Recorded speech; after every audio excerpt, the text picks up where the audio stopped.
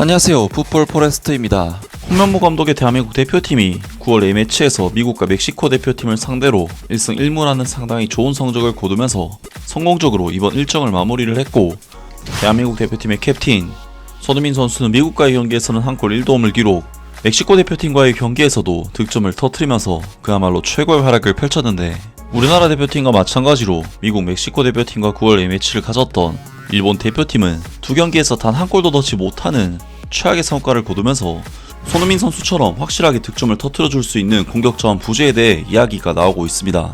우리나라 대표팀은 이번 9월 A매치를 통해 미국 대표팀과 멕시코 대표팀을 상대로 굉장히 중요한 경기를 치렀었는데요. 우리나라 대표팀은 1차전 미국과의 경기에서 수비적인 베이스의 3백 시스템을 가동시키면서 기본적으로는 수비에 치중을 하는 전술을 가져왔지만, 마냥 수비에만 중점을 둔 것이 아닌 내려앉은 상태에서 압박 후 빠른 역습 전환을 노리면서 실제로는 공격적인 전술을 구사했고, 그 과정에서 우리나라 대표팀은 손흥민 선수가 한 골 1도움에 미쳐버린 활약을 펼치면서 2대0으로 미국 대표팀을 잡아낼 수가 있었습니다. 그리고 우리나라 대표팀은 이어진 멕시코 대표팀과의 경기에서는 대부분의 선수들을 로테이션 시켰기 때문에 고전을 면치 못했었지만, 손흥민 선수가 투입된 후 완전히 경기를 뒤집어 버리면서 역전까지 해냈고 막판에 동점골을 내주면서 2대2로 무승부를 거뒀는데요. 결국 우리나라 대표팀은 이번 미국 원정에서 1승 1무라는 굉장히 뛰어난 성과를 올리게 되었고, 이는 새롭게 내세운 3백 시스템으로 처음부터 큰 성과를 올렸다는 부분에서 굉장히 의미가 큰 성과였다고 할 수가 있겠습니다. 그리고 우리나라 대표팀과 마찬가지로 우리나라의 축구 라이벌 국가인 일본 대표팀 또한 멕시코와 미국을 상대로 이번 9월 A매치 2연전을 치르게 됐었는데, 일본 대표팀은 1차전 멕시코 대표팀을 상대로 주축 선수들을 내세워서 대등하게 싸웠지만 0대0으로 무승부를 거두고 말았고, 이어진 2차전에서는 미국 대표팀을 상대로 로테이션을 돌린 뒤 0대2로 무기력한 패배를 당하면서 일본 대표팀은 이번 9월 A매치 2연전에서 무득점 무승이라는 정말 충격적인 결과를 얻고 말았습니다. 우리나라 대표팀은 이번 2연전에서 4골이나 넣었고 1승 1무를 거두면서 무패로 미국 원정을 마무리를 했지만, 반면 일본 대표팀은 똑같은 팀들을 상대했음에도 1무 1패 0득점 2실점이라는 최악의 결과로 이번 미국 원정을 마무리하게 되었는데요. 손흥민 선수처럼 확실하게 득점을 터뜨려줄 수 있는 공격 자원 부재에 대해 이야기가 나오고 있습니다. 일본 축구 국가대표팀은 9월 10일 오전 8시 37분 미국 오하이오주 콜럼버스에 위치한 로버다큰 필드에서 열린 A매치 친선 경기에서 미국에게 0대2로 패배했다. 일본 대표팀은 9월 A매치 2연전을 무승으로 마쳤다. 이날 일본은 로테이션을 가동했다. 미나미노 타쿠미, 미토마 카오루, 쿠보 타케오사 등 주축 선수들이 대거 빠졌다. 당연히 경기력이 좋지 않았다. 선제골을 넣은 팀은 미국이었다. 전반전 30분 샌데아스가 왼쪽 측면에서 올라온 크로스를 환상적인 발리 슈팅으로 마무리했다. 후반전 들어 일본이 교체 카드를 활용하며 반격에 나섰지만 전부 무위에 그쳤다. 오히려 미국이 격차를 벌렸다. 후반전 19분 발로건이 크리스찬 플리식의 패스를 받아 왼발 슈팅을 시도했고 그대로 일본의 골망을 갈랐다. 추가 득점이 나오지 않으며 일본의 패배로 이번 경기가 끝났다. 미국전이 끝난 뒤 일본 공격수 이토 주냐가 입을 열었다.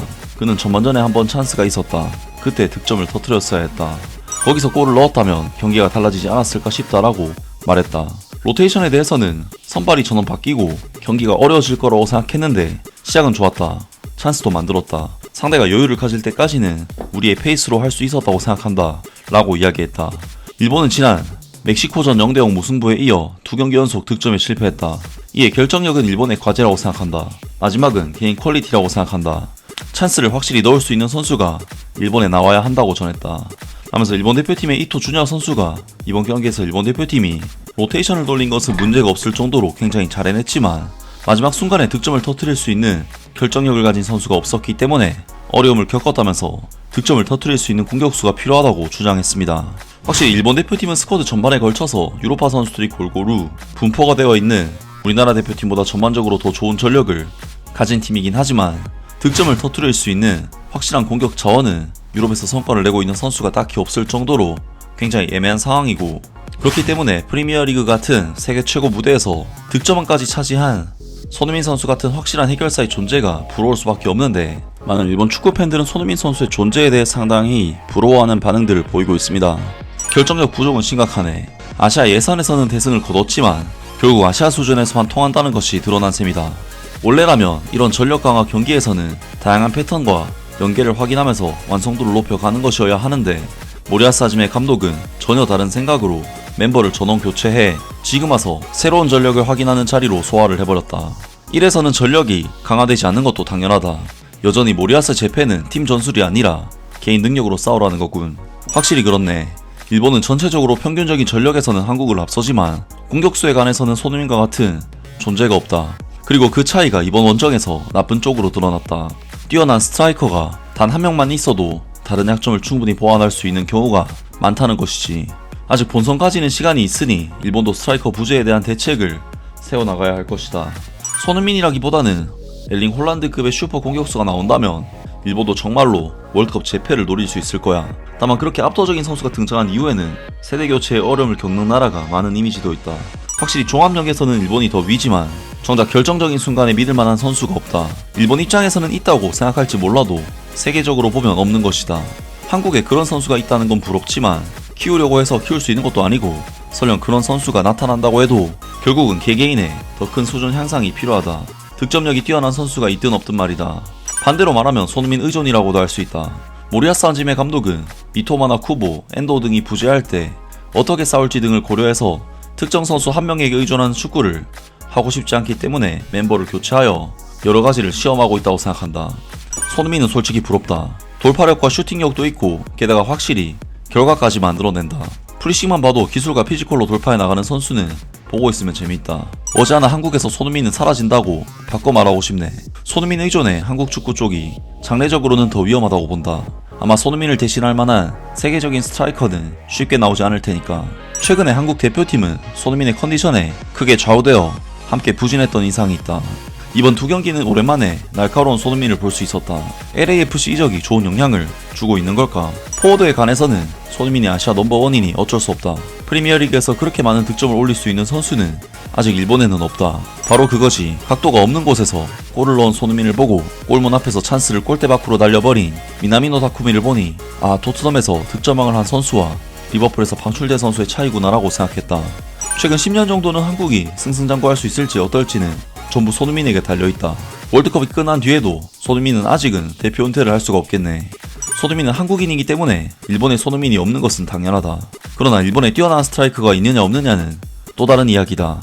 손흥민이 없어지면 한국은 아시아 속에 묻혀 가라앉아 버리겠지. 지금이라도 마음껏 기뻐해라. 등등 많은 일본 축구 팬들이 손흥민 선수의 놀라운 활약에 대해 찬사를 보냈고, 일본에도 손흥민 같은 공격수가 있었으면 좋겠다면서 부러움을 드러냈습니다. 확실히 일본 대표팀은 우리나라 대표팀보다 전반적인 팀 전력 자체가 높다고 평가할 수 있는 팀이지만 이번 멕시코 미국과의 2연전에서는 공격수의 부재로 인해 단 한 골도 넣지 못하면서 무득점으로 A매치를 마무리했기 때문에 손흥민 선수 같은 천부적인 스트라이커의 존재는 당연히 부러울 수밖에 없는데요. 정말 이번 경기에서 우리나라 대표팀의 경기력은 대단했는데 로테이션을 가동시킨 상황에서, 그것도 원정에 가까운 환경에 경기라는 점을 감안하면 충분히 좋은 경기력을 보여줬다는 생각이 드는데요. 우리나라 대표팀은 이번 2연전에서 미국전에서도 굉장히 경기력이 좋았었고 충분히 성공적인 결과를 얻었다고 볼 수가 있을 것 같은데, 충분히 팬들에게 만족할 만한 경기를 홍명보 감독이 제공하지 않았나 싶고, 팬들에게 계속해서 만족감 넘치는 경기를 선사할 수 있기를 기대하고 응원하겠습니다. 아무튼 오늘 영상은 여기까지고요. 영상 재밌게 보셨다면 구독과 좋아요 그리고 댓글 부탁드립니다. 감사합니다.